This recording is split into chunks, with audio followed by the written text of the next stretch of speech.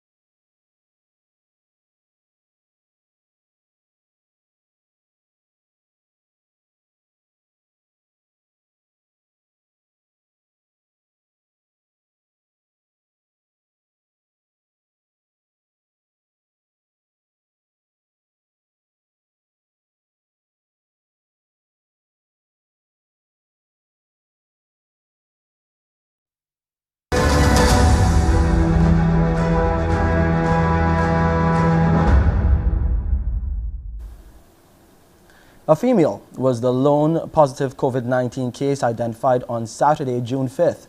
414 tests were conducted by the Best dos Santos laboratory at that time, and the number of people in isolation has now dropped to 26. Local commuters are this morning being urged to beware of illegal operators or pirates in the transportation sector. There is concern that they pose a serious threat to COVID-19 safety. According to Chairman of the Alliance Owners of Public Transport, Roy Raphael, in recent weeks, there has been an increase in illegal public service vehicles on various routes across the island. He says many of them flout sanitization protocols which are necessary to protect the health of passengers. We have these what we call illegal public service vehicles, known as pirates, who continue to carry passengers on board some routes.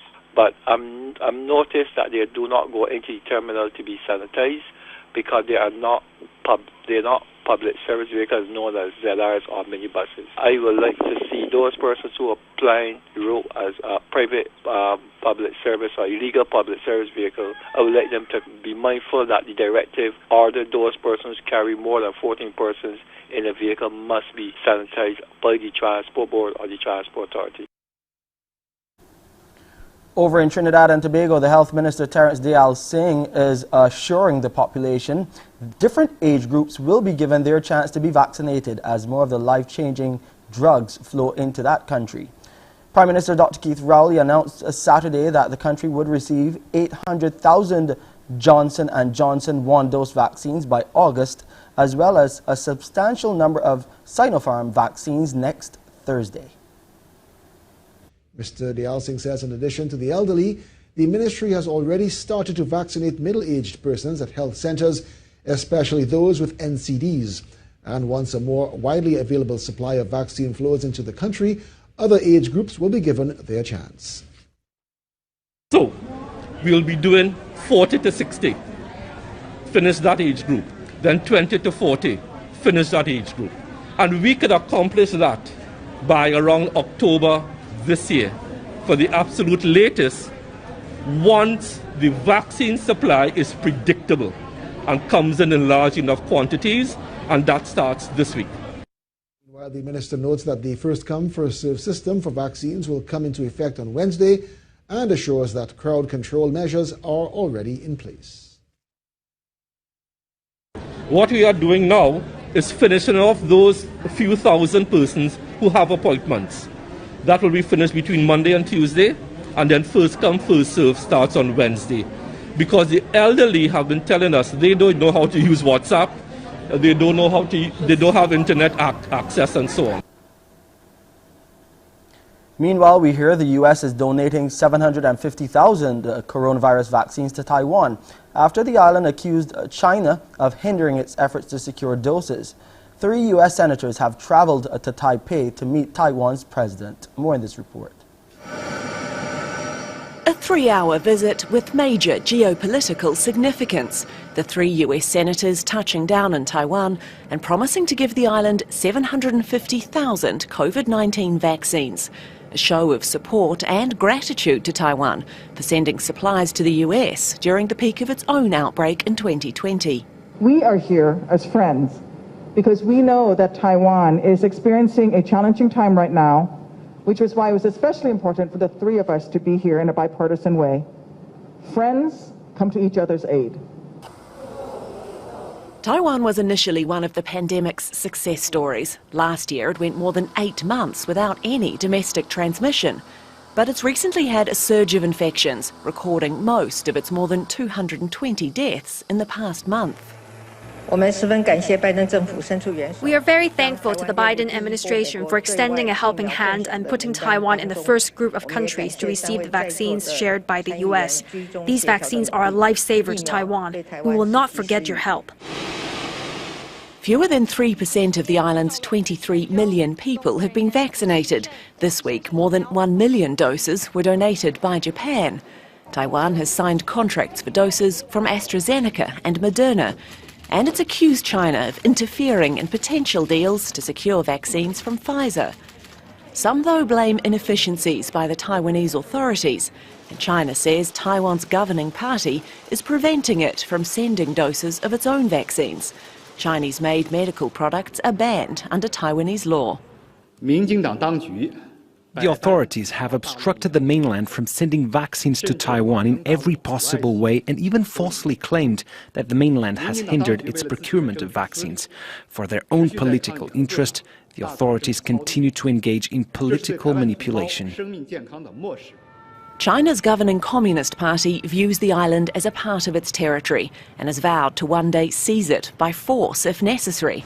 Their complex relationship has seen Taiwan effectively locked out of membership of the World Health Organization.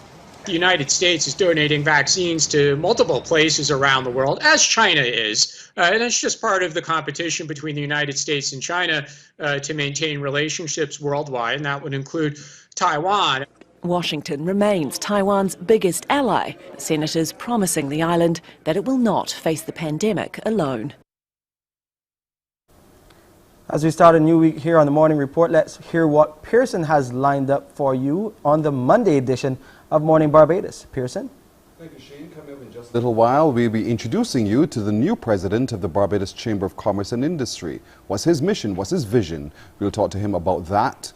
Also today in our conversations on CARICOM, we want to look at republicanism. What is it as we Barbados ourselves get ready to introduce that system here? And we'll also meet the woman behind the recently tabled petition at the NUPW. What is the petition about and why now? Those are just a couple of the questions we'll be asking her. And there are just a few of who we'll be meeting this morning on Morning Barbados when you join me in just a little while. Back to you, Shane. Thank you, Pearson. And here on the Morning Report, you'll hear how much more you will have to pay at the pump from this morning.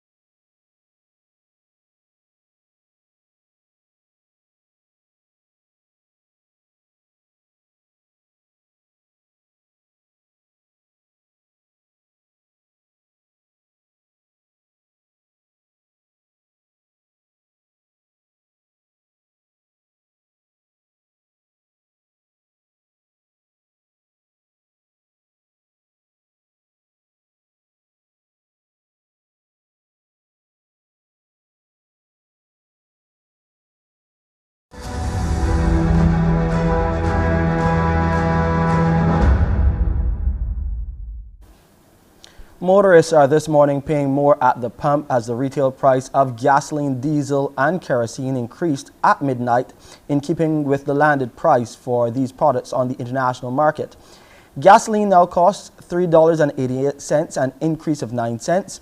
The price of diesel has risen by 16 cents and now costs $3.10, while kerosene is being sold at $1.29, an increase of 9 cents as well.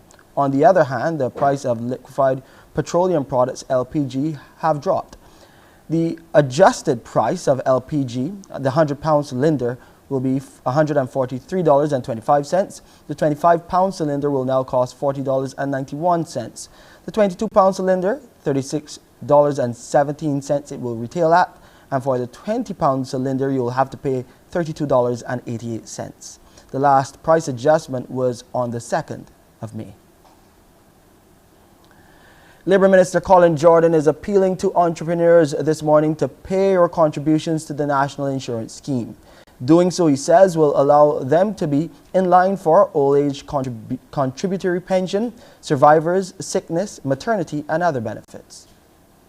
In 2020, there were 3,156 registered self-employed persons who paid NAS contributions, and this represents a low percentage of coverage among this category of persons.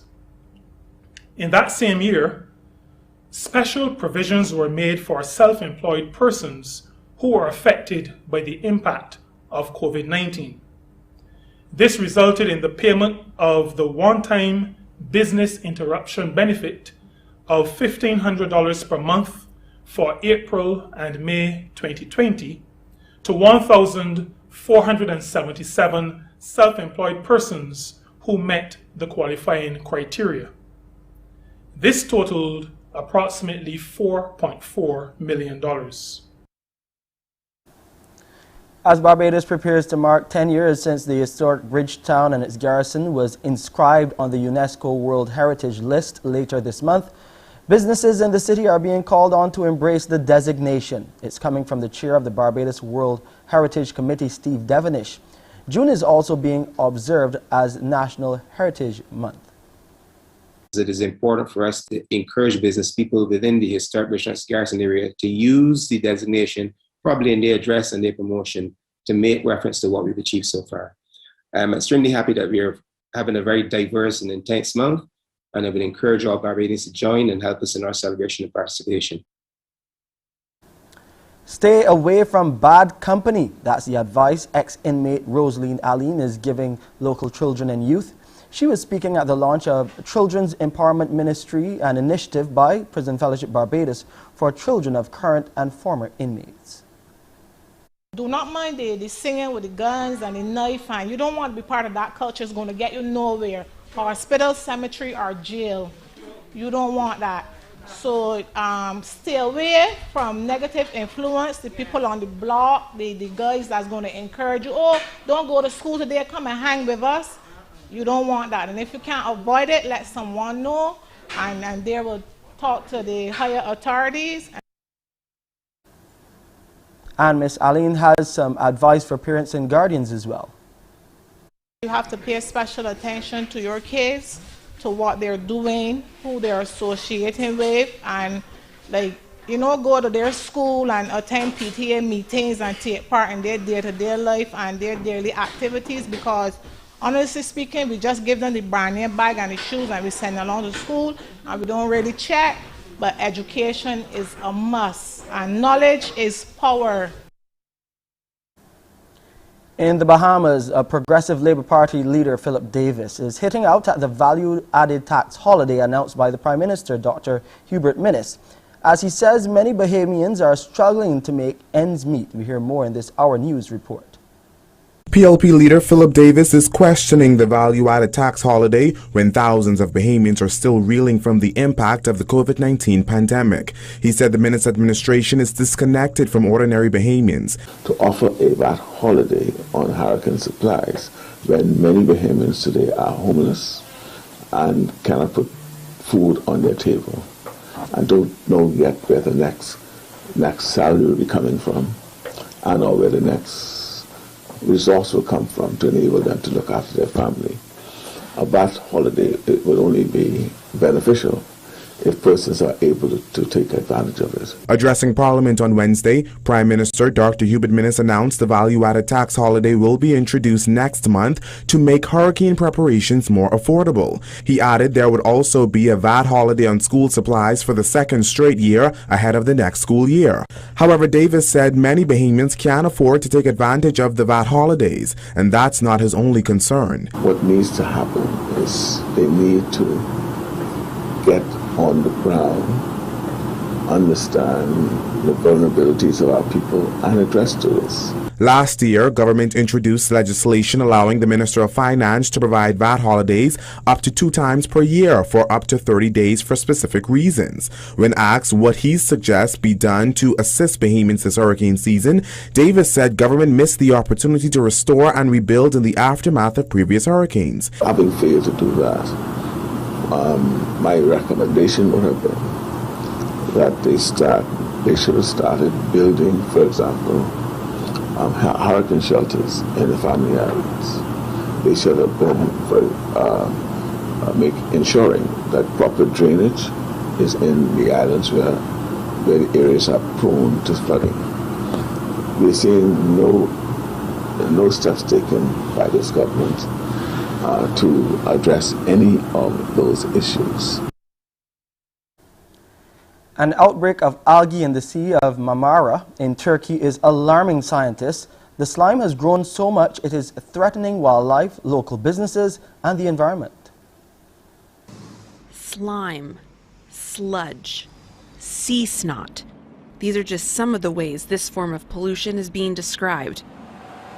The thick, brown, bubbly foam is officially called marine mucilage, and it's killing wildlife along Turkey's southern coast. I saw 20 to 30 shrimps on top of the sea snot, all dead. They had jumped up and got stuck. They couldn't go back down in the water. Marine mucilage is a naturally occurring form of algae, but this is the largest outbreak on record. Scientists blame its size on pollution from household waste, runoff, and unusually high water temperatures. A short-term solution is very difficult, I would say is impossible. A solution to this can be found with long-term monitoring studies. Fishermen say it's affecting their livelihood. Look at the mussels and the sea snails. It kills everything. You know what it does to shellfish? When they open up, it prevents them from closing up again because it gets in the way. The sea snails die, the fish die, they can't breathe. They eat at it, but it's like cloth, like hair. Here in this Turkish region, it stretches down nearly 30 meters. This filmmaker has seen the sludge from all sides.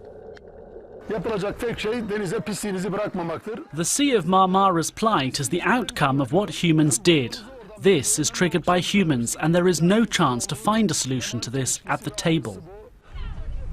Workers are trying to remove the sludge with nets, but it isn't working.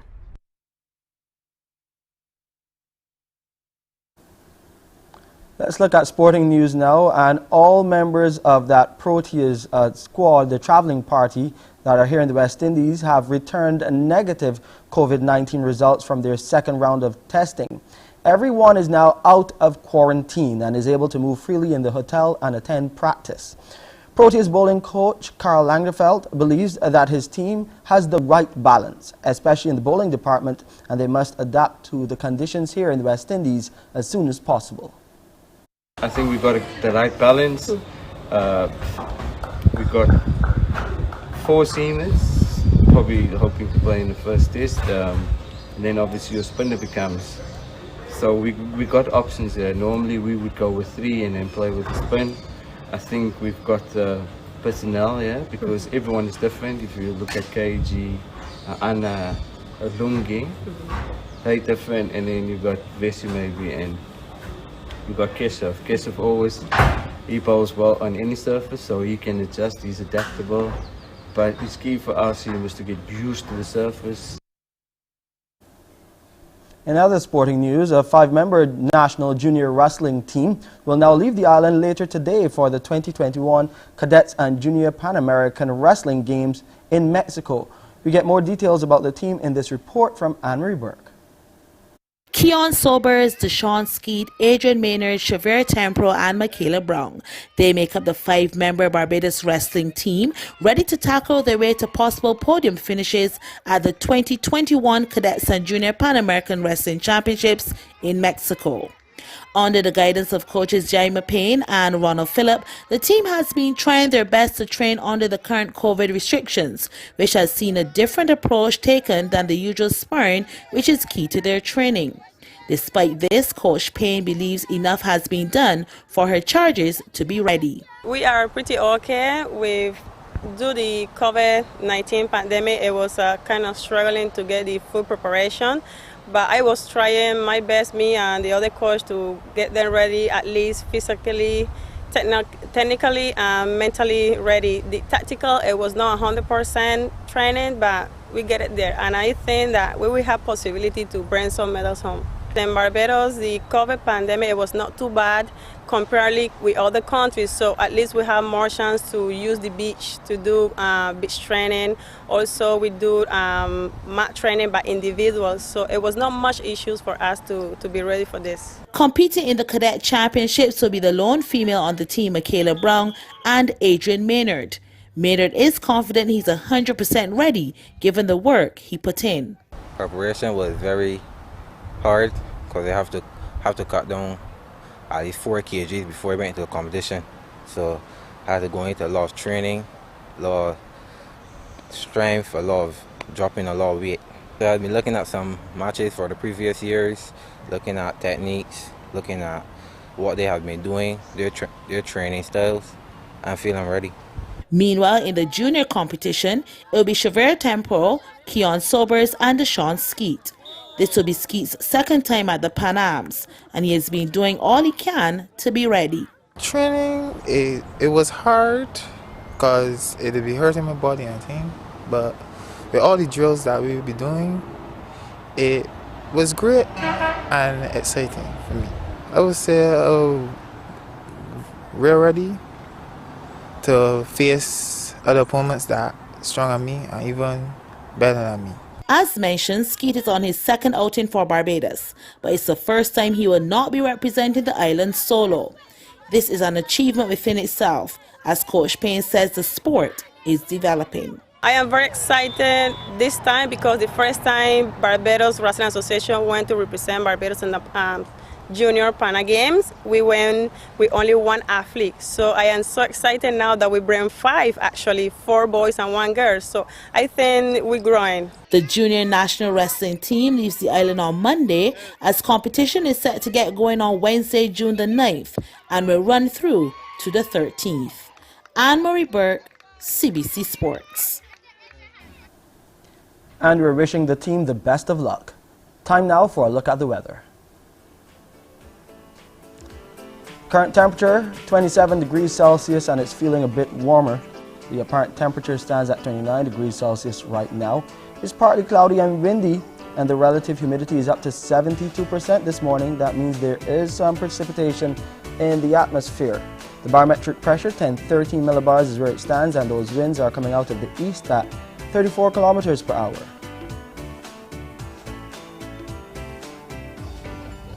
There will be a low tide this morning at 13 minutes after 8. A high tide will come our way at 2:30 this afternoon.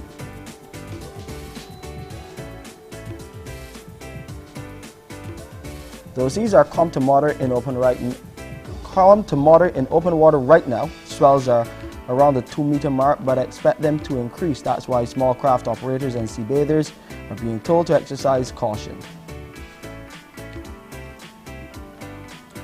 Today in Barbados, we're going to get a mix of sunshine and clouds with a few brief scattered light showers. There is a haze outlook in effect as a slight layer of dust haze will be visible right across the island. And tonight, the haze outlook is out of the picture and there will be a mix of clear skies and clouds with some scattered light showers. Over the Lesser Antilles today and tonight, it will be partly cloudy to cloudy with a few scattered light to moderate showers. And internationally, the sun is out in London, a picture-perfect day there as they get up to 25 degrees Celsius and nice and cool on the lower side as they get down to 14 degrees Celsius. Thunderstorms in Frankfurt, though, as they too are in the 20 degree range, 26 degrees Celsius, the high 14, the low as well. And coming across to Boston and New York, getting some showers and thunderstorms there, and temperatures in the 20s for the most part.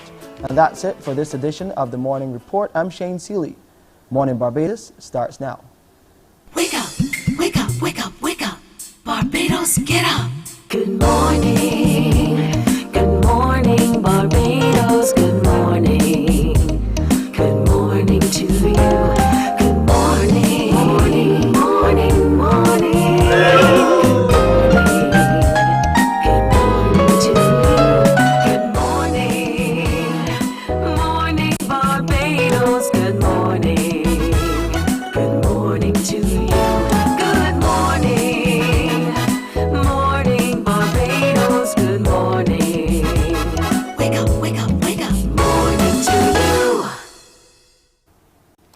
Good morning, everyone. Welcome to Monday, a brand new week, Monday, the 7th of June, 2021. I'm Pearson Bowen, welcoming you on our Facebook streams at CBC Barbados and Mornin Barbados. Also, for those of you watching on our YouTube channel, Caribbean Broadcasting Corporation, as always, it is great having you company. Welcome. This morning, we'll be catching up with the Secretary General of the Caribbean Telecommunications Union to find out just what he's been up to since he's moved into his new position. We'll also today be meeting a young man who has a dream of becoming quite a dramatic character, but he needs your help, and we'll share with you his inspiring story and find out from him in what ways we can also assist him. But let's get started this morning with an introduction to the new president of the Barbados Chamber of Commerce and Industry, in Anthony Branker. Good morning to you, Mr. Branker. Good morning, Pearson, and good morning, Barbados. Welcome. You come at a time when the chamber is in turmoil, almost. Not the chamber itself, but Barbados, business in Barbados is really under a lot of pressure. Give me your assessment. Well, Pearson, first of all, I want to start by thanking the members of the Chamber of Commerce for putting their confidence in me at such a time as this. But no, I don't really see it as a state of turmoil or anything like that. I think that we have to communicate, we have to share different perspectives. We have to understand that we are part of a global village, and therefore a lot of what is happening around the world will definitely impact upon us. And it's for us, as we represent business, to share our perspectives and to give everyone, the perspective that we have from a business standpoint. Well, help us understand what that perspective is so that we are a whole lot clearer as a population. Well, that perspective is that we are, as I said, we are in a global village. And when the prices of commodities and so forth around the world are impacted, they impact us. When we have issues related to freights and we have shortages of any type, they impact us. We just came out of COVID. Our supply chains have been impacted, and therefore we will obviously have been impacted as well. So I think for us, though, we have decided to execute a strategic plan at the Chamber, where we will obviously try to put ourselves in a position to respond to anything that impacts businesses across Barbados. And that is where we think that we still have quite a bit to offer to the business community and to Barbados at large. Barbadians feel somehow that it's almost tone deaf from the Chamber members in that, all of these things are impacting, yes, the delivery of services, but somehow Barbadians are also being impacted by this pandemic as well, and somehow the prices have been hiked, and they feel as though you guys don't hear. What do you say to that? Well, I am sure that you would have seen 2 Fridays ago, we put a statement in the press. So I think that was our first attempt to give perspective from the business community on what is happening around the world. If you remember well, the governor of the central bank would have issued a statement in his last April statement suggesting that we were on the cusp of price increases because of what was happening worldwide. And I figure, and I guess, a person saw and heard of this issue of price increases and immediately ran with it. But the truth of the fact is that if you look and examine the international markets on a daily basis, you will hear and see all the indices suggesting that basic commodities are increasing and increasing significantly. So we have, as I said, we have made a statement, and we will continue to give the perspective. I was heartened to see that Minister Simmons did say that he was going to do a survey, because I think that we have to put everything into its proper context. Let us have the survey and let us see and understand what the true nature of the pricing market is. So as you come to this new position as president, you would have been senior vice president for quite some time, been in business for quite a while, as well over 20 years. So there's a lot of experience which you bring. What is your vision for the chamber now that you've taken up the presidency? Well, as I said, we have a strategic plan that we are going to put in place, and we have put in place right up to 2024. And key to that strategic plan is the enhancement of our communication to membership and to other stakeholders, because the Chamber of Commerce has been doing quite a bit, and sometimes we fail in terms of communicating and letting the public and our stakeholders and members know what we have been doing. So that is one key area. Our chamber has been impacted by COVID with the activities that we would normally have.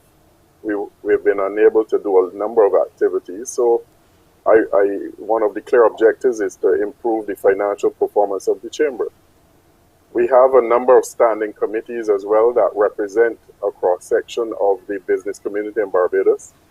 And we want to review the mandates of those committees so that each committee representing whichever business sector is far more effective and relevant to the members.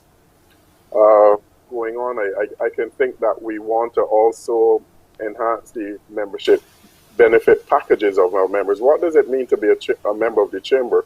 We want to be able to offer a slew of benefits that, that as long as you pay your annual membership, there'll be benefits directly coming to you.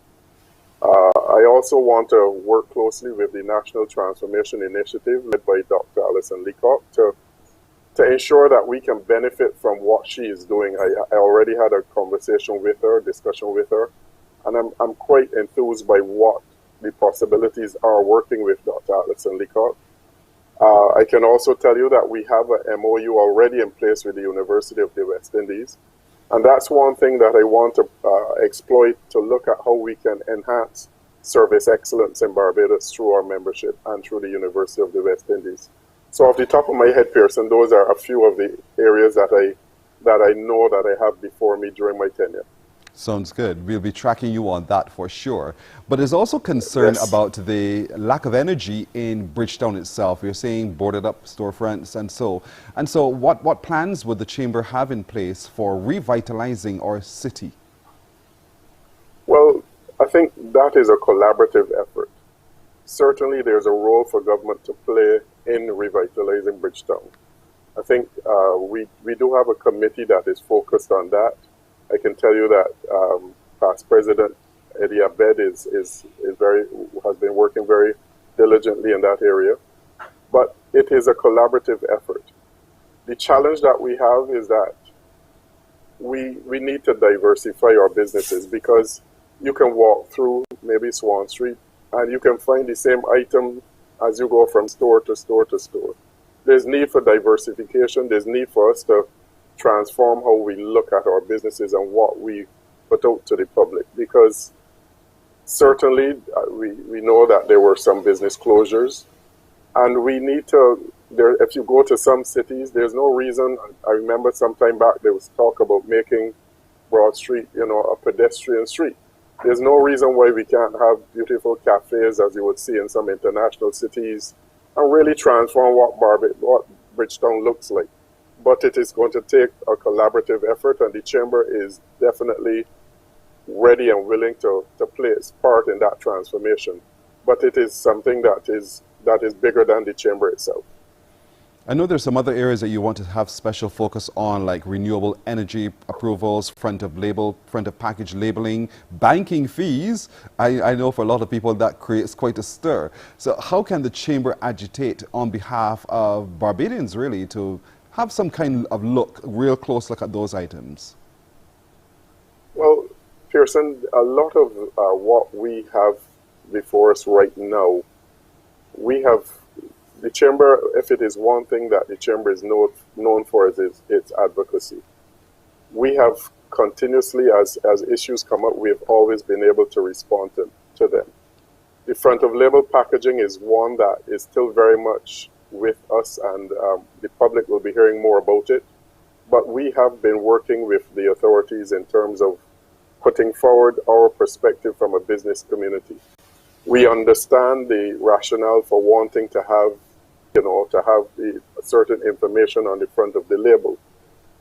We also have a perspective that says that we import majority of what you see on the shelf, and therefore, how do we, when we take this stance, how do we impact those large manufacturers who really and truly Barbados's imports is just a speck in the, a speck of sand, and therefore we have to ensure that we are able to comply when we put certain things in place.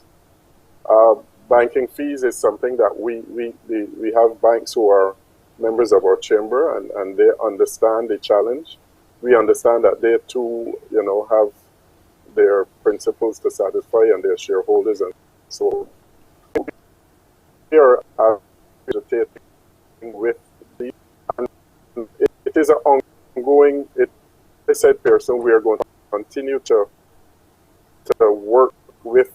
It is whether it's government, whether it is banks, whoever it is, and we will communicate. We will let our business partners, we will let our members know, and when it comes to communicating with the public, we will let the public know at that point in time as well. I really want to thank you, Mr. Branca, for joining us to begin the process of communicating. This is only day one of our relationship here on Morning Barbados. Well, Pearson, I hope you remember that we used to do Roadrunner years ago together. Years ago, that's right. Years ago, I remember well. And so we want to continue that relationship with you. So thank you for joining us today. Just a start. And we'll be reaching out to you a whole lot more to hear your perspective and the Chamber's perspective as well on how we can really make business better in Barbados and reach for that business excellence of which I know you have an interest. So thank you so much for joining us this morning. And thank you for having me, Pearson. And I look forward to coming again. Thank you. You're welcome. You're welcome. Thank you. Anthony Branca, who is the new president of the Barbados Chamber of Commerce and Industry. That's just a start of this relationship. We'll be hearing more from the Chamber of Commerce and Industry in coming weeks. We're going to take a break right here. When we come back, our conversation on CARICOM. Morning, morning, morning. Good morning. Good morning to you.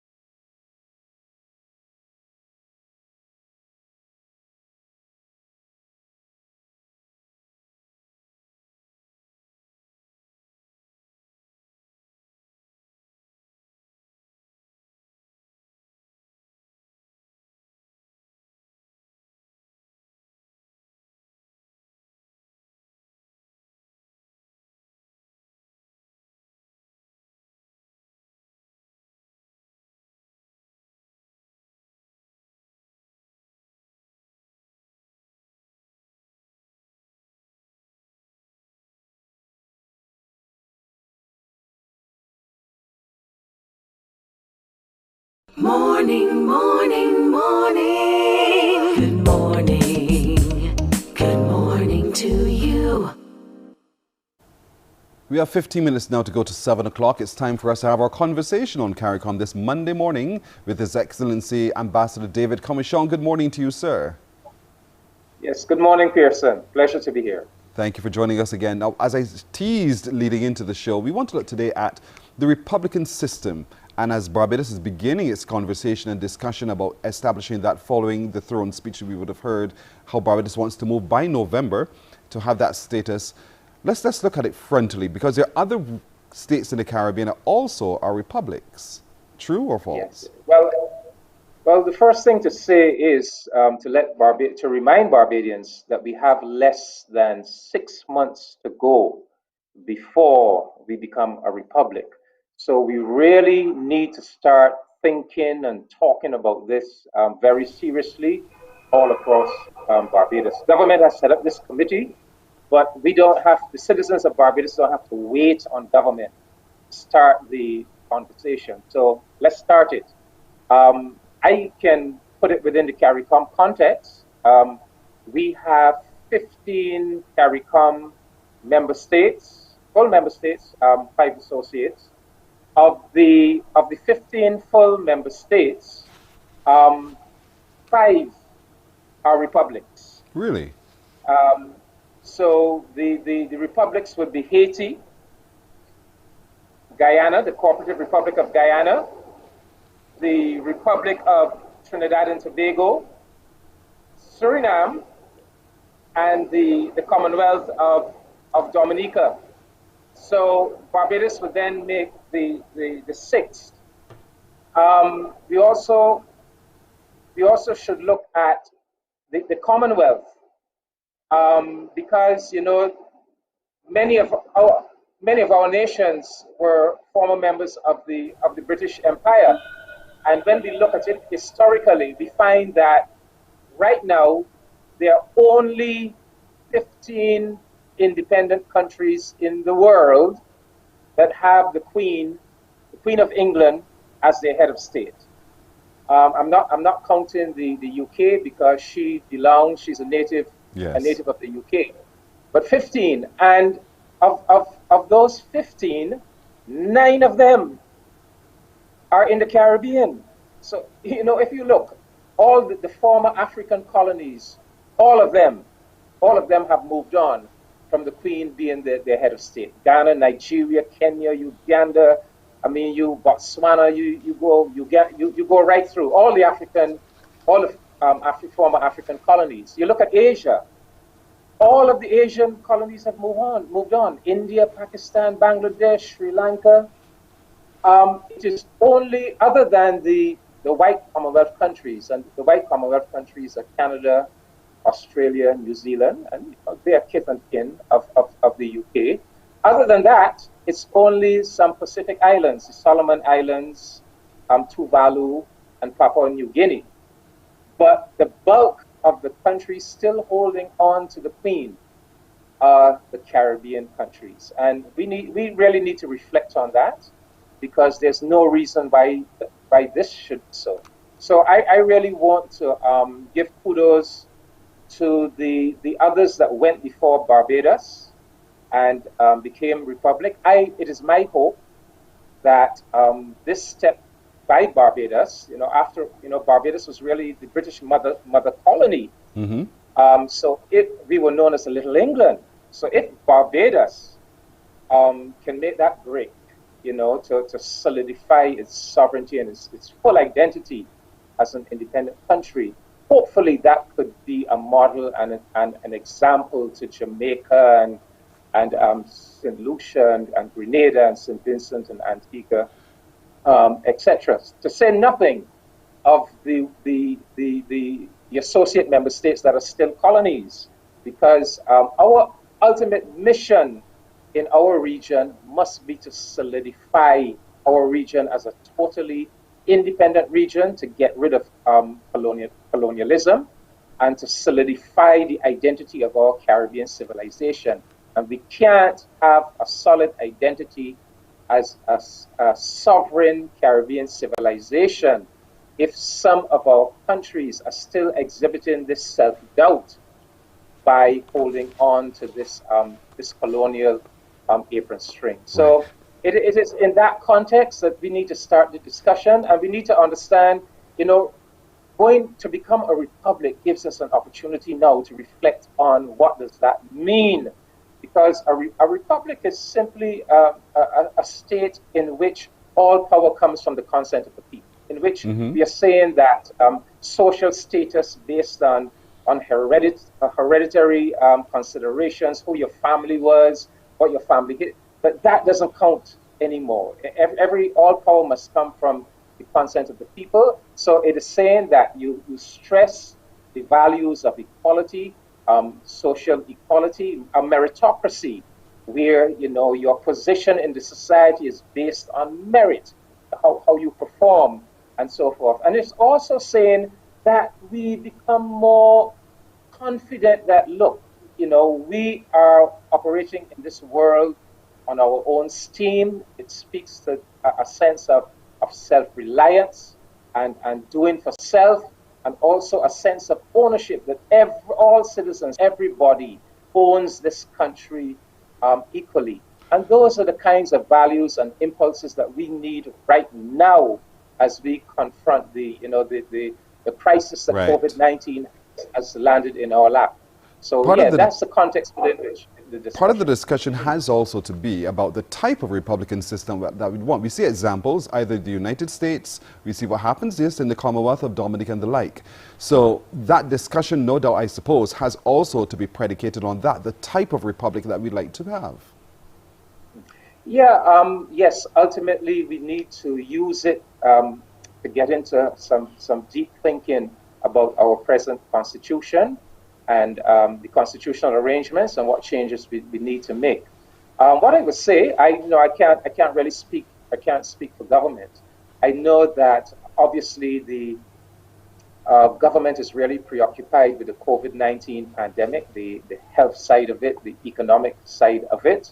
I'm not sure if in the 6 months remaining, we are going to be able to delve into all aspects of constitutional arrangements. But I tell you, Pearson, for me, I would be satisfied if by the 30th of November this year, we can make that very important symbolic step of moving away from the Queen of England as our head of state and constituting our own indigenous Barbadian-born head of state, whether it is our present Governor General, Dame Sandra, who makes that transition from being the Queen's representative to being head of state in her own right. For me, I'm only speaking for David Commission. Yes. If we can accomplish that important symbolic development this year, and if we need more time to really do the comprehensive national consultation that will allow us to delve into exactly what type of republic. Is it an executive president? Is it a symbolic president? Do we change the Senate? That kind of conversation obviously is going to take some time. It's going to take a lot of discussion. I wouldn't have a problem with getting the important symbolic step done first, and then moving on to that deeper conversation. But I brought with me here the present Constitution of Barbados. Mm-hmm. Preparation for this talk this morning, I was going through it yesterday, and it really occurred to me how little we know, how little attention we pay to our Constitution. Even, for example, the preamble of our Constitution, which outlines the principles and values we have said since 1966, we have founded our nation on. And we don't really take it seriously. I mean, we said in 1966, the people of Barbados proclaimed their sovereign nation founded upon principles that acknowledge the supremacy of God, the dignity of the person, their unshakable faith in fundamental human rights and freedoms, the position of the family in the society. They affirm respect of moral and spiritual values. They affirm the rule of law. They affirm that they will establish and maintain a society in which all persons may, to the full extent of their capacity, play a due part in the institutions of the national life. They resolve that the operation of the economic system shall promote the general welfare by the equitable distribution of the material resources of the community, by the human condition under which all men shall labor, and by undeviating recognition of ability, integrity, and merit. Why don't we preach those values? Why don't we draw those values to the attention of our people? So I'm hoping that as we begin this preparation for our becoming a republic by the 30th of November, that we will examine our Constitution. Yes. We will examine the principles and values upon which we want the new Republic of Barbados to be based. We can start with these that already exist, refine our thinking. But this needs to be a people's exercise. This can't simply be an exercise for the political direction. And you're right. And there's a committee that has been established now to begin public consultation on this. We have to leave it right there, Ambassador Covershell. You always run it out of time. Not my fault. But nevertheless, yeah, we begun the discussion today on the whole move towards Republic, and we need to continue this discussion for real. So thank you so much for joining us this morning and encouraging us to really start looking at the Constitution again and get our thoughts around what kind of republic we want to be. Thank you so much, Ambassador. My pleasure, Pearson. Thanks. You're welcome. All right. It's now 5 minutes, no, let's make that 4 minutes to go to the hour, so we don't have a lot of time. We want to give you something today from MCTV. It is Monday. It is our MCTV Monday giveaway. You get a chance to win now by simply calling me. It's a very simple question I have. 228-5562 or 228-5563. You get a chance to win with MCTV today. That question for you to call to answer correctly is: MCTV was previously known as fill in the blank. MCTV was previously known as ... Tell me. 228-5562 or 228-5563. If you get it right, you win with MCTV today. Remember, at MCTV, we're offering you very affordable entertainment packages with programming for every single member of your household. There's something for everyone. Of course, if you need more details, just simply call our customer care desk at 228-6288 for more information, or you can send us an email to customerservices@cbc.bb. We have a caller on the phone. Good morning to you. Hello. Good morning to you too, Pearson. How are you? I'm well today. How are you doing? I'm great. Good. MCTV was previously known as? STV Subscription TV. Aye, you were around long enough, girl. You were in town long. Okay, thank you. No, hold on. I'm done with you. Okay. So, don't get scared. Don't get scared. Did you, from the early days, were you one of the early subscribers to STV as it was then? Yes, I was. Do you remember the channels that we would have offered and how many? No, I don't. You don't remember? They had a basic package, I think. You got that right. I remember CNN was one of those. Yes. So you remember well. And you remember the box that you used to have before? A big ugly box. You're being honest. I can't get mad at you for being honest. It wasn't cute, but we've come so much further along the way now. We've gone digital, very much digital now, and you can see it anywhere, picture clear color. It's really delightful to have indeed. So do you have, what package do you have of MCTV at the moment? I don't have MCTV anymore. You see my face? Actually, I don't even have channels anymore, Pearson. All right, so we can work on that. So you called our customer care desk today at 228-6288. We can install you quickly, and you can see all of what the whole world is watching as well, okay? Okay, thank you very much. What's your first name? Michelle. Michelle, good to meet you. Stay on the phone. We'll take some information from you. She's just won with us and MCTV. Michelle is the winner today in our MCTV Monday giveaway. She answered correctly that MCTV was previously known as STV. All right, we're going to take a break right here. When we come back, we'll update you on the news. Morning, morning, morning. Good morning. Good morning to you.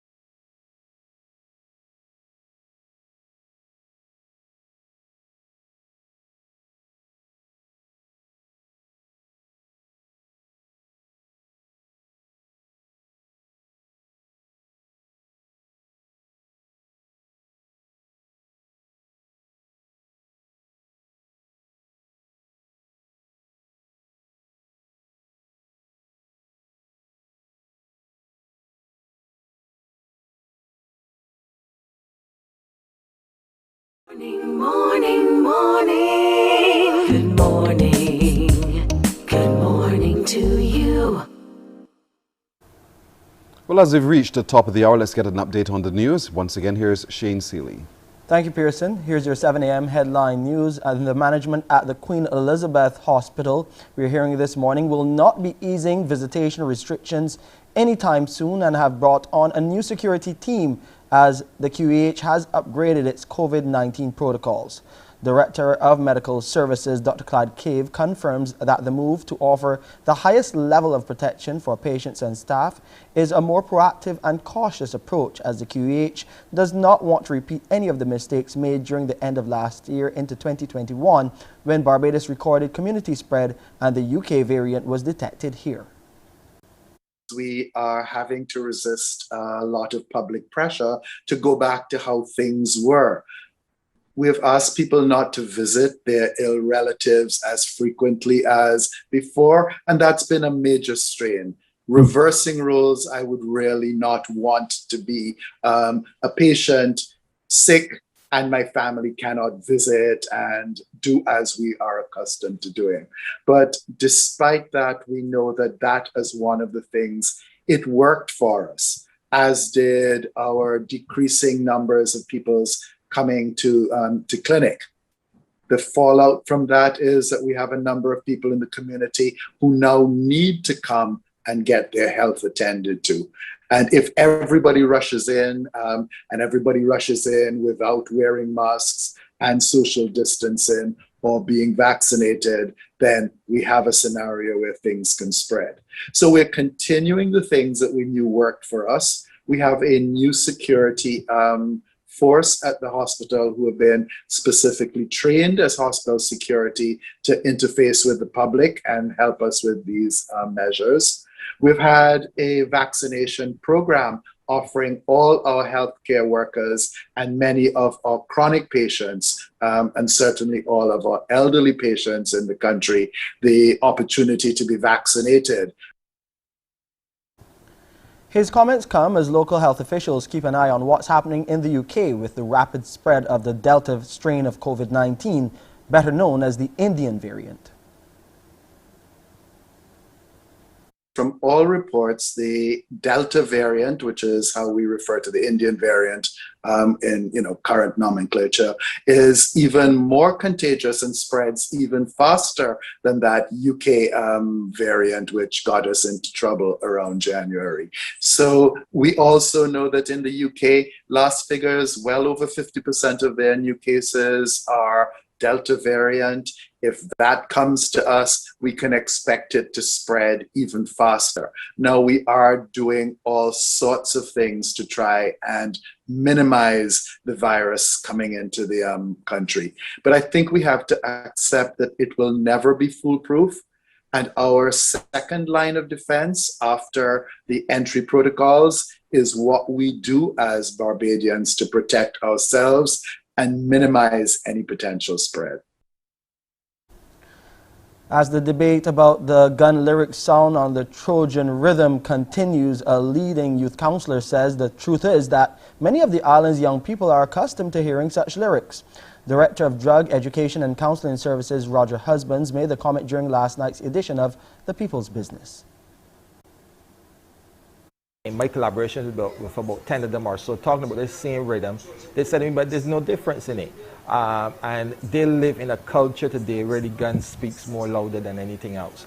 And you have the proliferation of gangs, and as we've talked about for years now, the introduction of gangs to Barbados. People thought it was alarmist, people thought that it was telling lies, everybody didn't, some people weren't listening to the fact that this thing is real. We do have gangs in Barbados. They're pilfering guns, they're selling guns, you can rent a gun. It's all in the music, and I dare to say also that even some of the people that introduce these kind of things are a part of them themselves. He adds that, as was also reflected in the song, many young people are not so keen on snitching about crimes they may have witnessed or may have information about.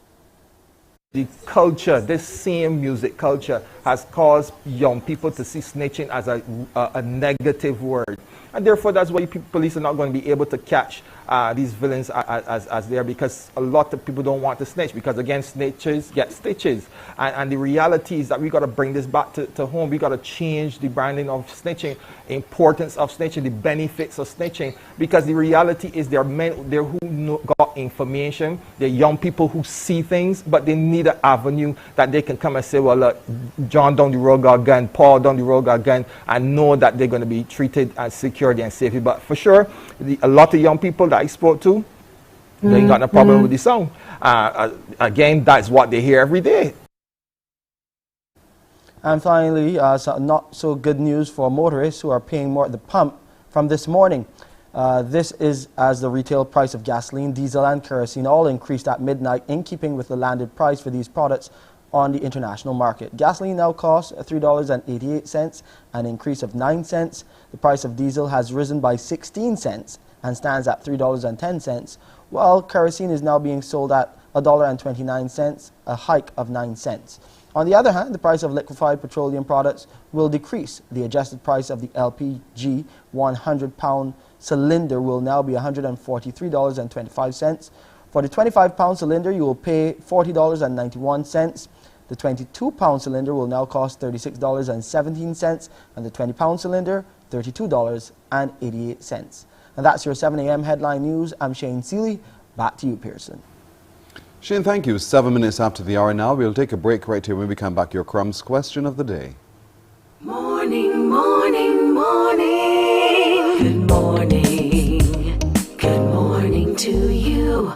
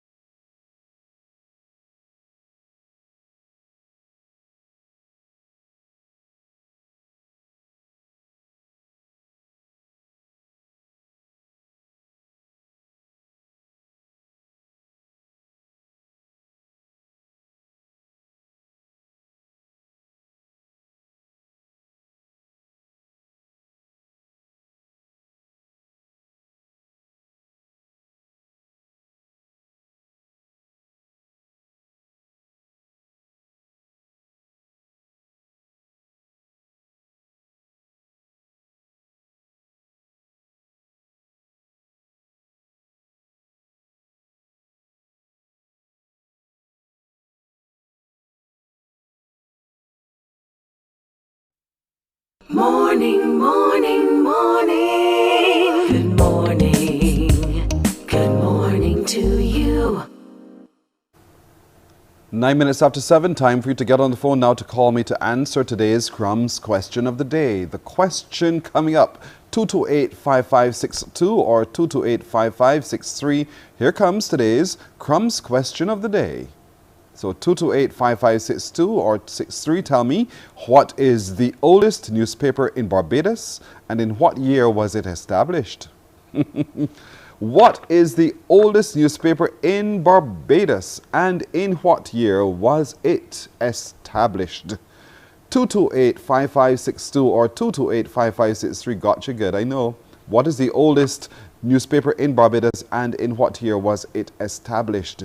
228-5562 or 228-5563. You're winning today with Crumbs Bakery. Remember, Crumbs Bakery has very affordable baked products, something for everyone. The children will love it. You are going to find it to be delicious, right down to the very last crumb. I surely did. So you can try it too. Crumbs Bakery. So tell me now, what is the oldest newspaper in Barbados and in what year was it established? Your Crumbs question of the day. 228-5562 or 63. Good morning. Hello. Hi, good morning. Hi, how are you? I'm okay. Good. What's your first name? Kimberly. Kimberly. I'm Pearson. Kimberly, what is the oldest newspaper in Barbados and in what year was it established? Well, I don't think I know. I'm not sure, but just guessing it's the Advocate. That's all right. Or the very older. Don't ask me questions. Just give me an answer. So you're saying the Barbados Advocate, and in what year was it established?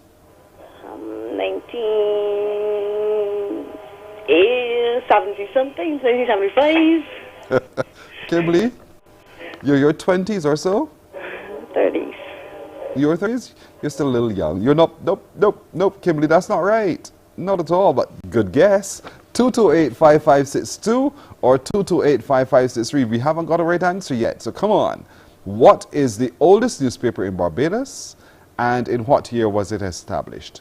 228-5562 or 228-5563. Let's see if you could win today with Crumb's Bakery. There's a rhyme in there somewhere. What is the oldest newspaper in Barbados, and in what year was it established? Have you considered buying that whole big bag of salt breads? Have you tried it? Sweet, huh? I know you put some nice slices of cheese or ham or whatever you choose to use with your salt breads and you're good to go, but they're very affordable, quite enough to feed a whole family. So 228-5562 or 228-5563. Come, there we go. What is the oldest newspaper in Barbados, and in what year was it established? We don't have a lot of time left. Can you get it right? Come quickly now. 228-5562 or 228-5563. What is the oldest newspaper in Barbados? Good morning. Good morning. Hi, first name? Andrea. Hi, Andrea. I'm Pearson. What's your answer? It's called the Barbados Gazette. There are two parts to the answer. And it was established in 1731. Dead wrong. Andrea. She's shocked. She's stunned. You are not right, Andrea. That's not it at all. What is the oldest newspaper in Barbados, and in what year was it established? You all know this. You know it. You all see it every day because it's still around. 228-5562. That's a hint. 228-5562 or 228-5563. The oldest newspaper in Barbados and the year in which it was established. A two-part question, so I need two answers from you this morning. What is the oldest newspaper, and in what year was it established? Don't have a lot of time. Time is ticking away very quickly. It's 13 after the hour. 228-5562 or 228-5563. Let's take one last caller quickly. Come on through. 228-5562 or 63. Morning. Good morning. Hello, hello, hello. Is there no one there? I guess not. All right, we'll wrap that up for today. None of you got it right. None of you got it right. Let's give you the answer, shall we? Let's tell them so that now they'll know. The oldest newspaper in Barbados is the Barbados Advocate. So yes, Andrea got that right. But Alicia, was it? Yeah, anyway, the first caller got it right. It was established in 1895. Yes, I told you it's still around, the Barbados Advocate. 1895. That's the answer for today's Crumbs question of the day. Perhaps you'll do a whole lot better tomorrow. Thank you all for trying.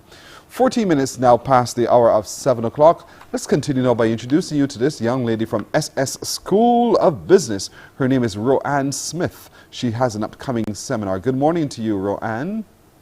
Hi, good morning, Pearson. How are you? I'm very well today. Thank you for asking. How do you do? I'm good, thank you. Now, you operate the SS School of Business, you're marketing there, and so coming up, you're looking at a webinar which is focusing on making the transition from school to work. It's part of a series. Why are you focusing on that?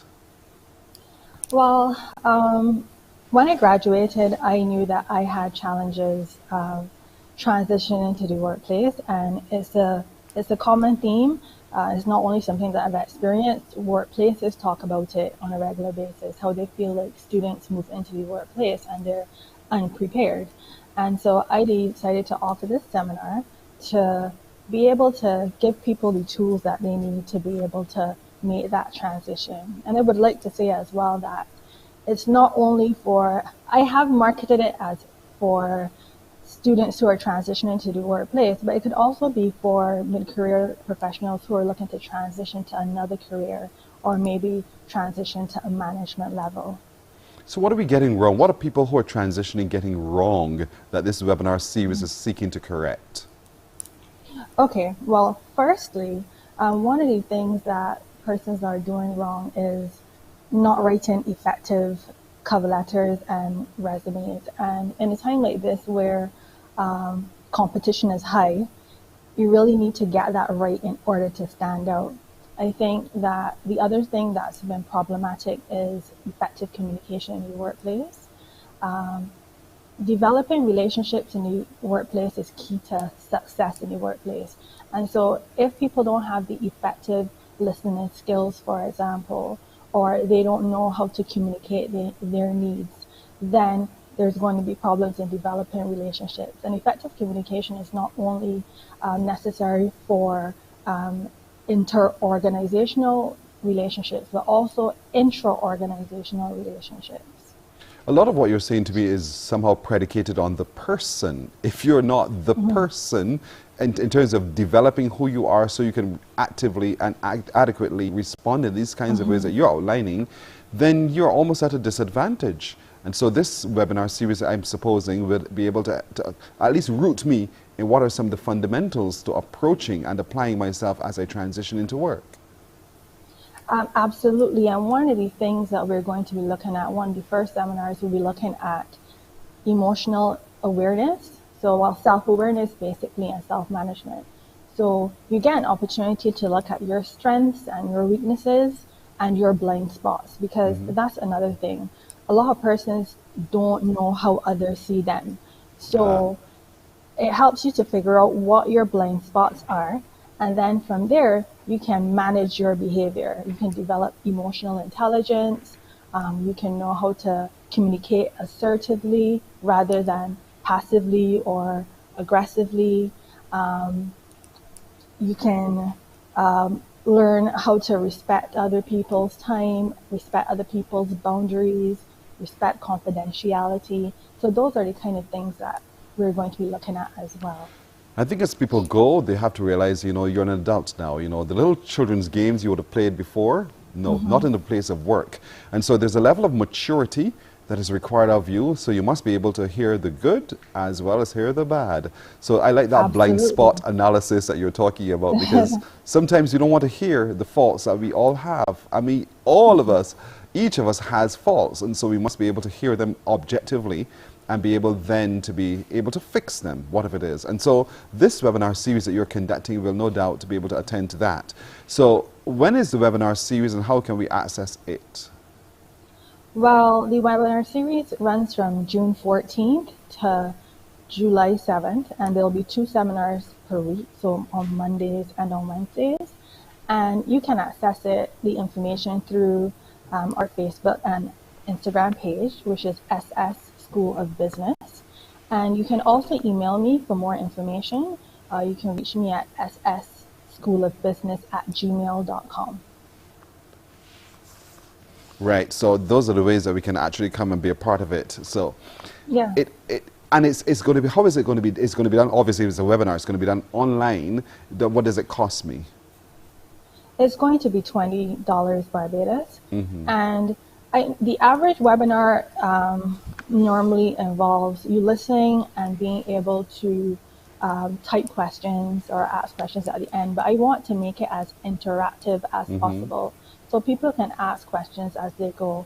And even as it relates to resume and cover letter writing, I want people to be able to leave the sessions with a draft of what their cover letter or their resume looks like. So I want it to be very practical.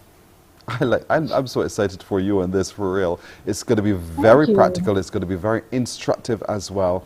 And at the end of it all, each person will walk away knowing that they can now do and not be afraid to do the right thing, that is indeed, as you make your first step into the world of work. And is this also a webinar series that's good for someone who wants to transition from one form of employment to another?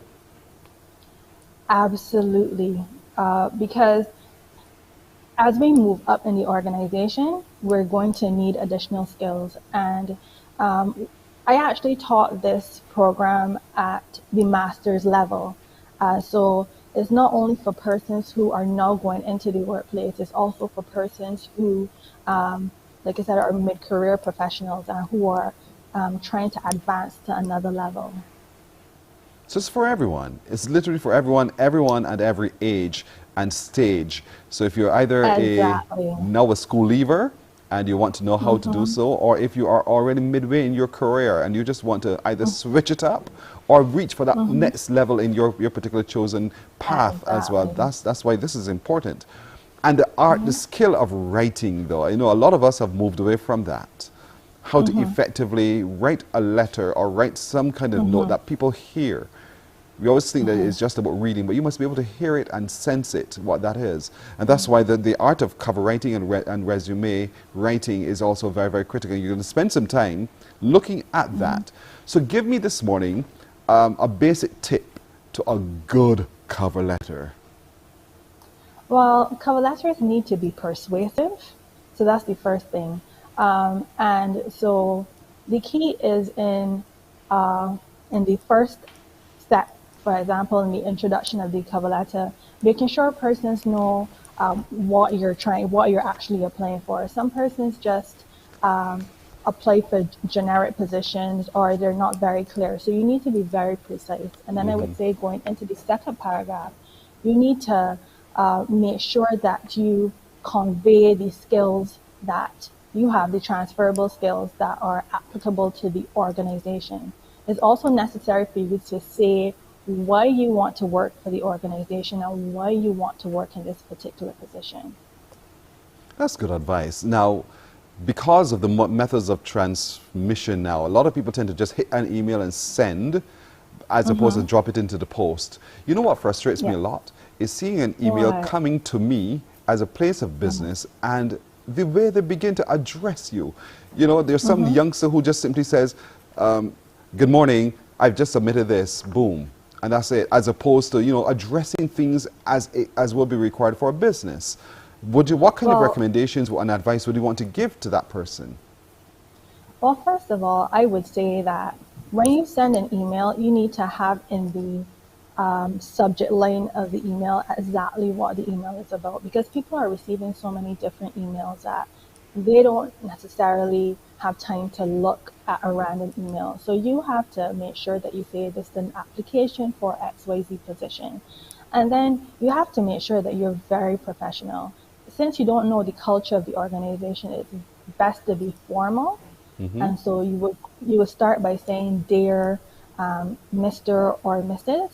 And then you write up about the fact that you're applying for the position. You can add a little bit more about why you're applying for the position there, and then you can direct them to your resume and your cover letter that's attached. How do we sign off? Because that's also to be a very ticklish area. Well, you can sign off best regards, you can sign off yours faithfully, and put your name at the end. Another really important thing is for persons to have an appropriate email address, because I've seen some email addresses that, you know, I would not be inclined to hire some person based on, you know, so you see some things like gangster or, you know, and it's like, no, that's not what an employer wants to see right now. So you need to make sure that you have an appropriate email address, and one that has your name in it would be perfect. You're absolutely right on that score. I'm so happy that you've been able to give people those tips. So let's remind them once again about this upcoming webinar series that runs from the 14th of June. So we don't have a lot of time. We're literally a week away from the start of it. And it's all online, but you need to register now. So again, how can we register for this series? Okay, so when you go on my Facebook page, SS School of Business, or IG page, which has the same handle, you can actually register from there. So there's a link on the site that allows you to register from there. But also, you can email me and I can send you the registration link as well. And my email address is sschoolofbusiness@gmail.com. Or pick up the phone and give you a call, Roanne. Yeah, call me. Yes, 824-5015. Thank you, Pearson. That hasn't changed, you know, the old-fashioned ways of communicating, those haven't changed. I know, right? I know. 824, so, yeah, you can give me a call. Right, 824-5015. And you talk to Roanne Smith. She's with the SS School of Business. And let's get business right. Let's start to do things right. Let's get the right foot in through the door, because in getting that right foot in through the door, perhaps you will find the other foot coming along with you. You have a desk and a seat. You never know.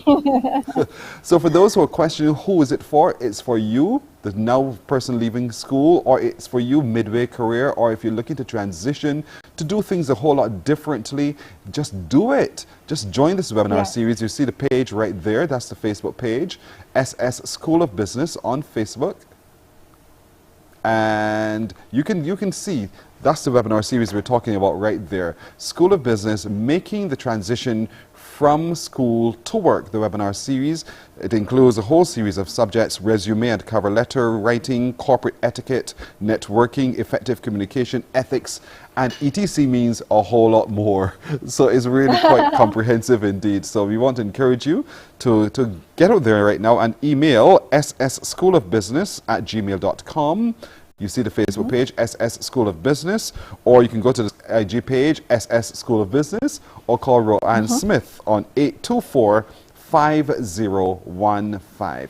Roanne Smith, I want to thank you this morning for joining us, and I wish you every success with this webinar series that you're conducting. You're very welcome indeed. All the best. Thank you.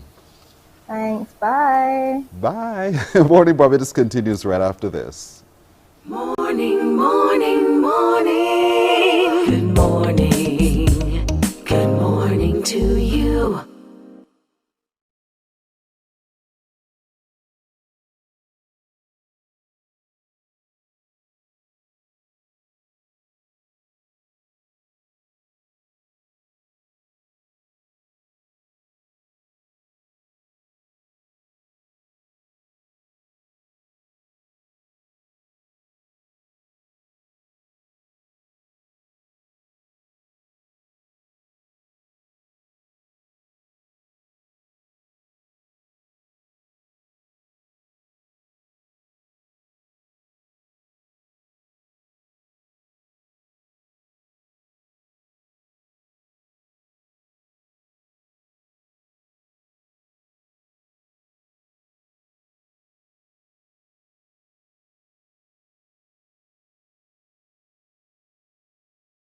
Morning, morning, morning. Good morning.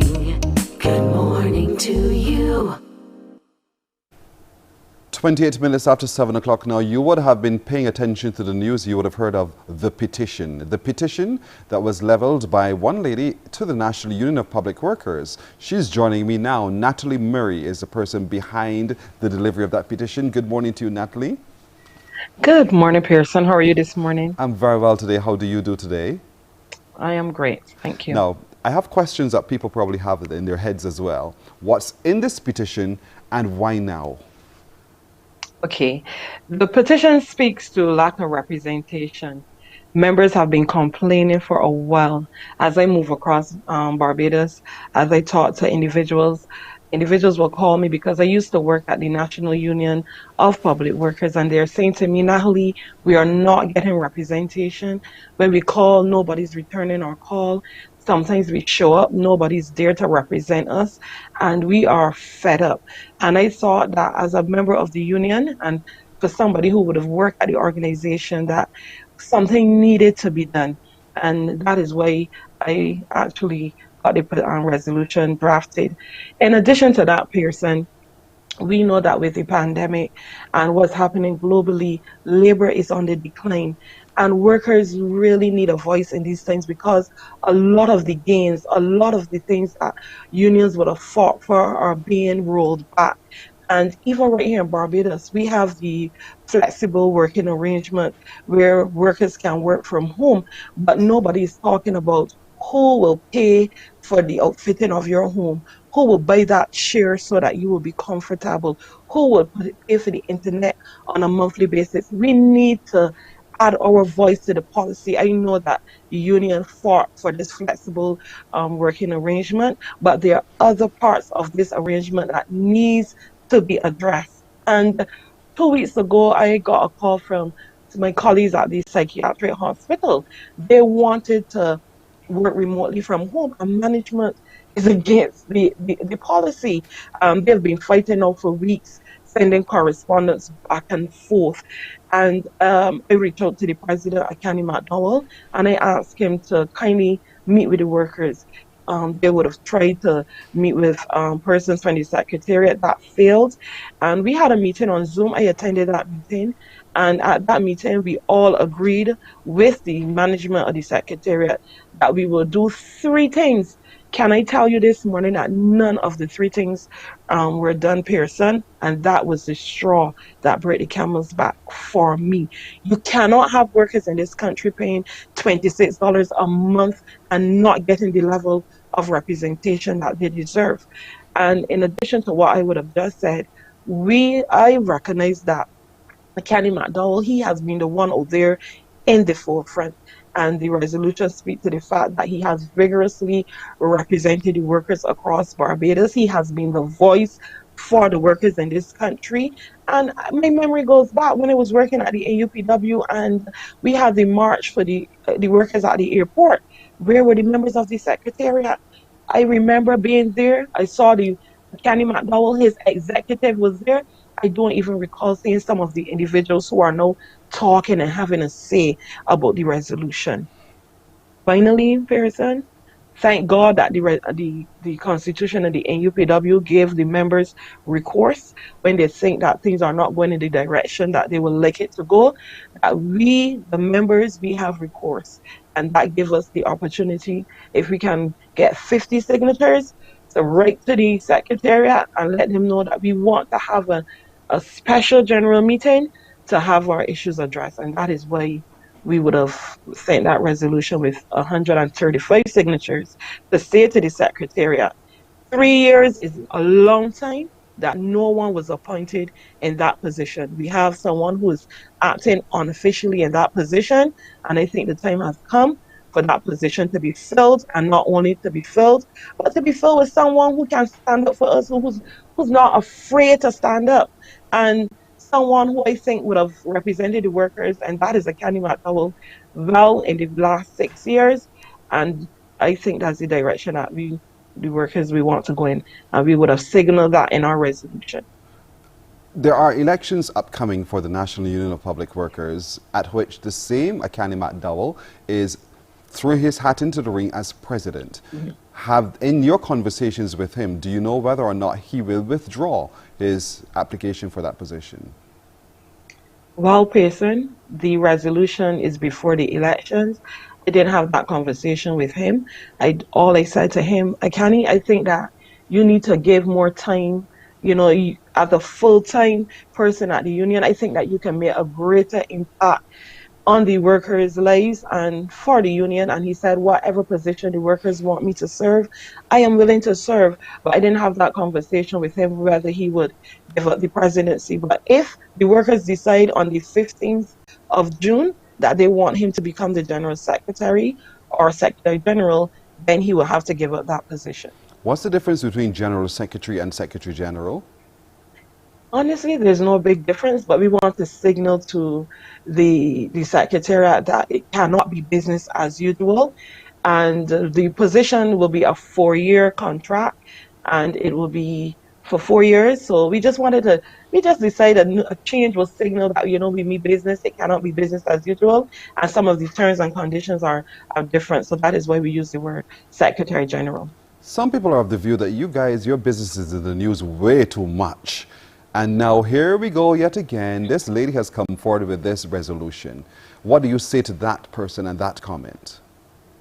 Well, I totally agree. And Pearson, case in point, let's look at what happened 2 weeks ago at the AUPW, where the workers would have came out and said that they're protesting, that they were not paid. Let me give you the backstory to that, because when we hear these noises, we have to know these things are really politically motivated. Kenny McDowell will always sign checks on a Wednesday, and the checks should be prepared, I think it's a week or 2 weeks in advance. That was not the case. It so happened that on the Wednesday that he went to sign the checks, that it was payday. I mean, before 9 o'clock, you saw the staff in the gallery of the NUPW protesting that they did not get paid.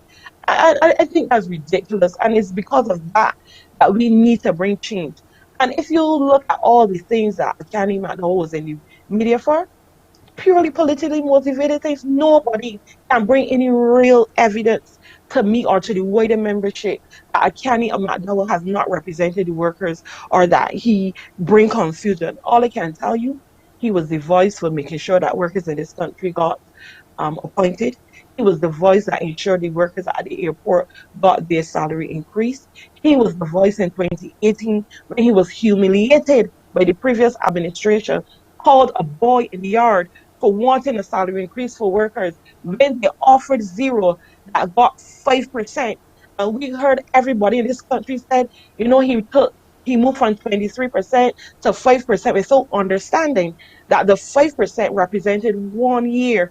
1 year. So I don't listen to the noise. I understand the noise and I know why persons are out there. They have their political motive and that is fine. But I have seen the work of a Candy McDowell and the wider membership. We have seen the work of a Candy McDowell, and that is where it took me 2 to 3 hours to get 135 signatures for him to become General Secretary. If someone says your move to seemingly politically motivated, what do you say? Well, I am a voice. I always speak truth to power. Person, if you go back to when the last administration was in power, when they called brass tacks, that was Natalie Murray. Pearson, the video with the high prices, that was Natalie Murray. I always speak truth to power. And if at any time this government had to do or say anything that I think would hurt the workers of Barbados, you will hear the voice of Natalie Murray. Anybody that knows me will tell you I speak truth to power. It matters not B, D, E, or F. Natalie, That is who I am. if your resolution fails, what next? Well, it's the workers' choice. If the workers think that Akani McDowell should be the president, they will come out and they will support it. And that is the beautiful thing about Akani McDowell. If this resolution fails, I guess that might be it for him. And he is willing to make that sacrifice. When I called him, I said, Akani, this is a 4-year contract we are offering you. You might lose out on your presidency. He said to me, Natalie, wherever and whatever the workers want me to do, I am willing to serve. So if it fails, Pearson, at least we recognize that he's somebody that is willing to do what it takes to make the workers of Barbados comfortable. Natalie, we got to leave it right there. But I thank you for your forthrightness. Thank you. In clearly stating why and what you're hoping to as the outcome as well. And we'll keep an ear on the goings on. And of course, we'll probably be reaching back to you when we hear one way or the other the outcome. Can I say one more thing before I go, Pearson? Yes, it depends I want on what to it invite is. all the members of the NUPW that we have a prayer group. They're members from the public service who meet on Tuesday at 6 p.m. to pray for Barbados. And we want to encourage you to come out on Tuesday at 6 p.m. to join our prayer group where we will be praying for Barbadians, we'll be praying for our unions, we will be praying for everyone. So I just want to let the membership know we know these are difficult times and you have a place at the NUPW on Tuesday evenings at 6 p.m. where you can come and pray and fellowship with each other. Thank you. All right. You're very Thank welcome. you for having me. Thank you to Natalie Murray. Thank you so much. And Natalie, the lady behind the petition and the resolution. And of course, we'll keep tracking that news. And as it unfolds, we'll bring it to you here on Morning Barbados and on Bajan TV. We're going to take a break right here. We're back with more. Morning, morning, morning. Good morning. Good morning to you.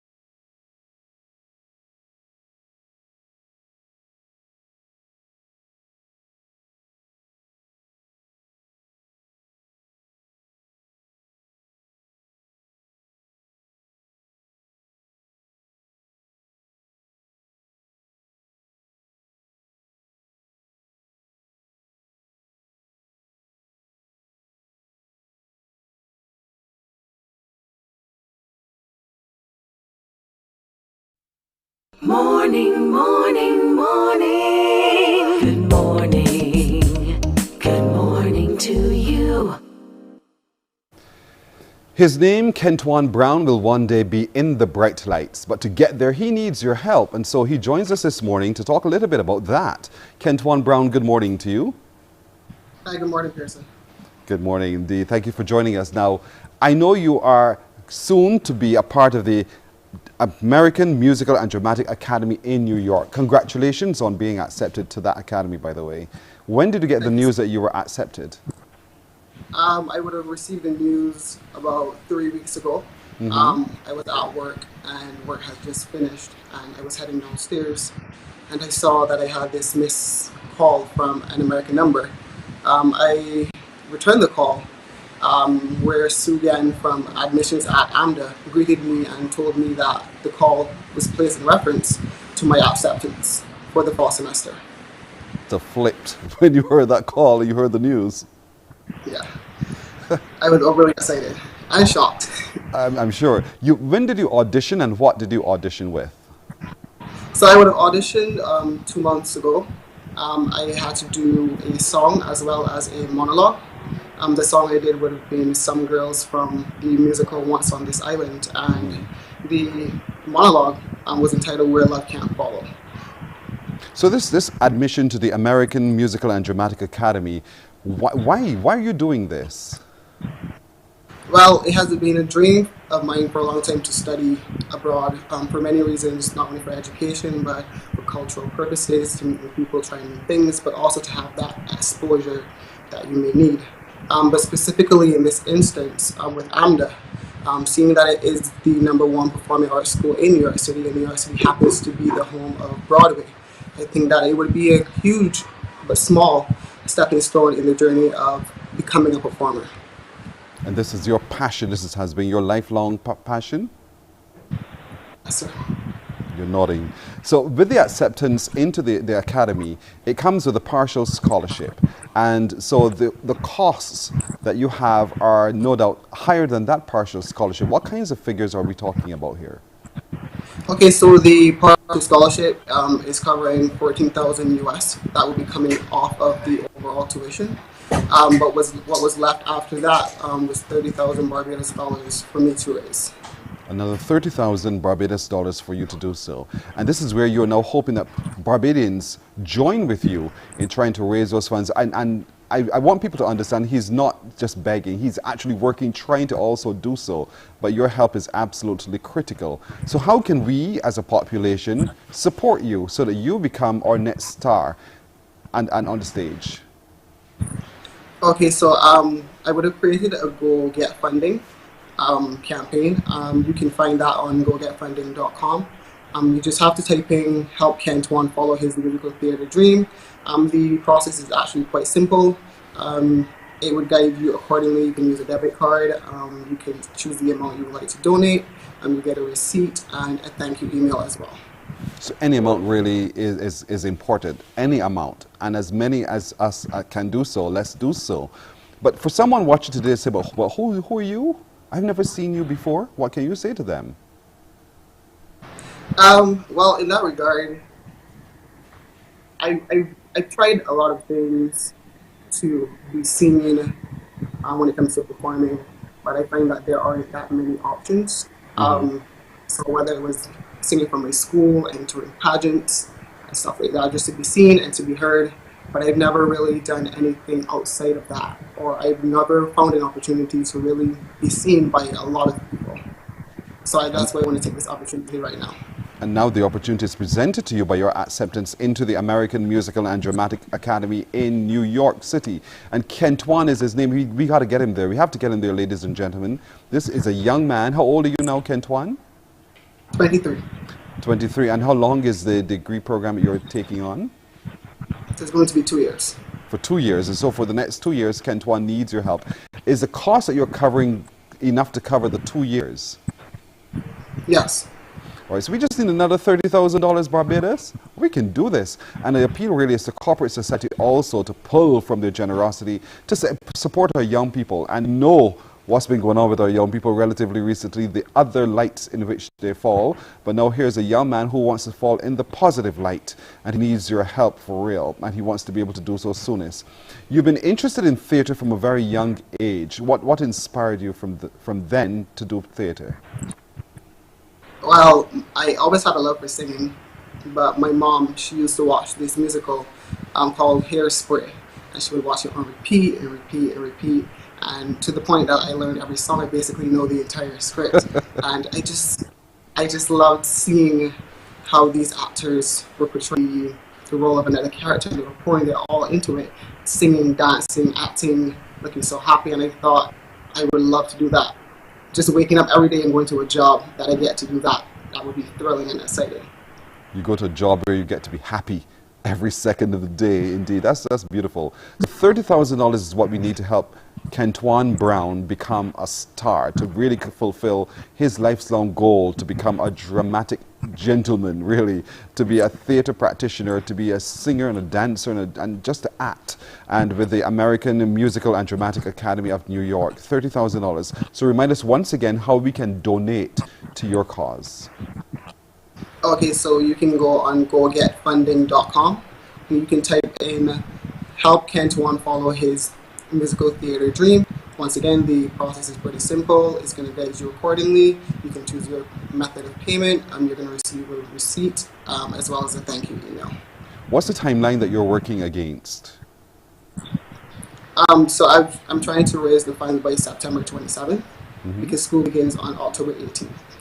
By September 27th, because he doesn't want to miss this chance. School begins in October. So we really need to start cracking because time is relatively short. And you want to be able to be comfortable knowing that you've secured enough funding for you to be able to complete your course of study for 2 years. $30,000 he's trying to raise now, Barbados. He already has some support, and they're looking at the Go Get funding. There's a lot more we can do. He's trying to raise $30,000. We have 112 days left. When you go, click Donate Now, because every dollar really counts. And in donating now, you're joining in helping Kentwan follow his musical theatre dream. And I want to see those numbers. We want to see those numbers tick and tick and tick. So far, we've got 5 backers. We want thousands of you to lend. And if each of you donates at least $100 or $50, every cent goes a very long way to help him, Kentwan Brown, realize his musical theatre dream. So the process begins today. By September, we want to know that you've met your dream, you've met the amount, and that you're prepared to head off to New York to complete your course of study at the American Musical and Dramatic Academy, Kentwan. We'll be checking in with you as time goes because we want to make sure we help you do so, all right? All the best in this. Okay.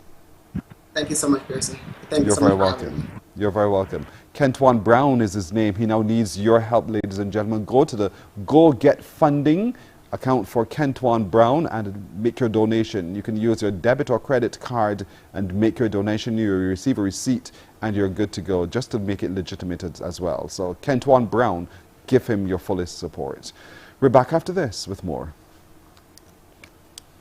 Morning, morning, morning. Good morning. Good morning to you.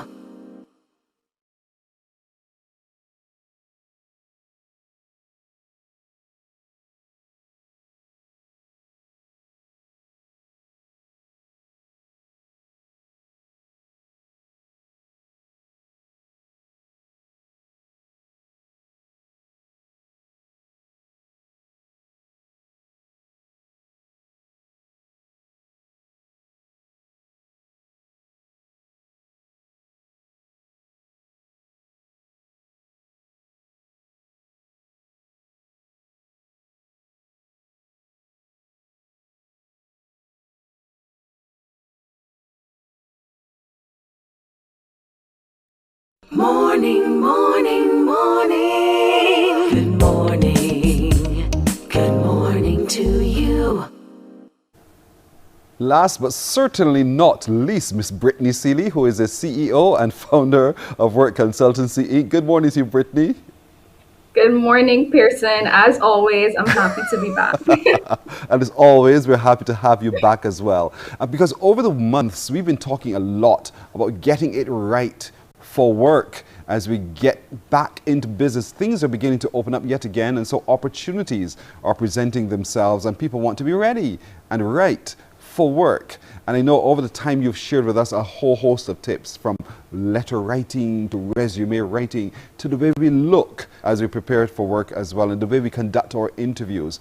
So as we remind people, where do you want to start today? What do you think is most critical for us to be reminded of?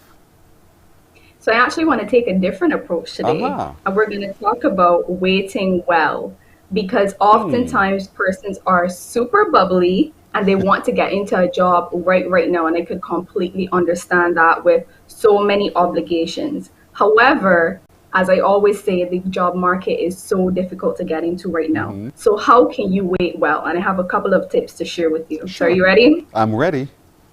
All right, let's get started. So first is professional development. As always, I talk about this all the time because the government is offering free courses, whether with partnerships or through their other institutions. So you want to grab hold of that so you're continuously developing yourself throughout the process. Then there are discussion forums like LinkedIn Lives, there's Instagram Lives, there's WeConnect sessions. You just need to get in a space with other professionals so that you're continuously learning. But you can also follow knowledge sharing accounts. So there's Work Consultancy Inc. You can follow other businesses, other professional development programs, know what is going on so that you're in a position to make the best decisions for your life. So while you're waiting, don't sit still. Engage, still engage. You're saying but? Yes. Well, let me just say, don't sit still, like you just said. It's very, very important, because that is where you can start to feel a bit down, and the pressures of life, and even while you're waiting, the anxiety can really start to overwhelm you. So being in those community circles can really help you throughout the process. Absolutely. But next, we're going to go on to freelance work. And this has been a hot topic recently. But again, I'm going to take a little different approach on this. So if you're looking for traditional freelance work, if you're good at, let's say, writing, and you want to help someone with their essays, you want to help them with an article, you can go ahead and sign up for a number of platforms all around the world, as long as you have a Visa debit or a credit card. So there's Upwork, there's sites like Fiverr, there are Caribbean sites. This is where you start to monetize your skills. So today I encourage everyone to just sit and think, what am I really good at? What do my friends and family call on me to do? And see how I can monetize that.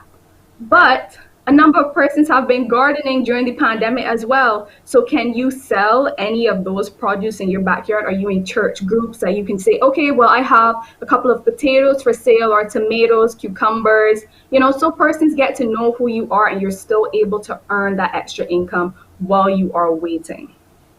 So every space has a value, really, and my skill has a value. And while I'm waiting, I can do some freelance work. I can find any of those online groups that allow me to be able to offer my skills at a cost to me. Well, not a cost to me, but a cost to them. They pay me for my work. Or as you've just suggested as well, I use my little backyard and do some gardening and sell 1 or 2 cucumbers or raise some chickens and that kind of thing, and make some money while you wait on this other job that you're looking for. That's brilliant. You do not sit still. You can't. Yes. Right now you have to swim or you will sink. So we are choosing to swim. Yes. Okay, and then we are turning passions into profits. I would say that this is a follow-on from my last point, because now you can look to write a book and monetize that. So many persons have been writing during the pandemic. I actually have a colleague who just launched a book in HR from her 15 years of experience. So you can, you have this extra time while you're waiting, you're still actively applying to these positions, but spend some time writing a book, write a research paper. I also wrote a research paper, although I was still working throughout the pandemic.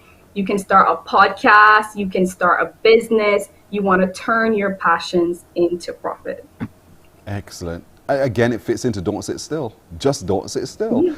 If you sit still, you're going to, as the old people say, you will seize up, so to speak. You'll grow rusty. In other words, keep the oil turning and keep those wheels turning as well. So that you're saying to me, use my purpose for profit. And that if my purpose in life is to help people, find the space and the ways in which I can do so and earn some money from that as well. If my passion then is, as you've done, is to do some writing, some research papers and script some work for people, then you can earn some money. And if your purpose is really to preach, I say no more. We know the church. I say no more. But you're absolutely right. Use your purpose for and your passion for profit. It can bring you some money. But you got to know what it is. You got to know what it is. Yes, you do. And this is the greatest time actually to do some introspection. You're at home and you're waiting on that job. But I will encourage persons to still keep applying, because if you do want to go back into full-time work in a more traditional setting, you can go back and you can watch all of the videos which we have done over the past, I think, about 7-8 weeks. Go and check out those application tips, those interview tips, CV writing tips. You know, there are other organizations out there like ours that you can check out to get help. You want to keep applying, but this is what you can do to wait well throughout the process. Is Work Consultancy Inc. an agency where I can call and we can talk, we just talk, and you help me craft and create some ideas about what I can do? We can have a conversation. It depends on which ideas you're having. If you're looking to go into entrepreneurship full time, then we would refer you to someone else. But if you're looking to go into a career field, then we can direct you and possibly work together. So I would say don't hesitate, give us a call. Work Consultancy Inc. is the name of the business. And there she is, a beautiful little smaze. Brittany Seeley is who she is. And give her a call. Brittany, give us a number again so that your people can really grab hold of these wonderful ideas that you have.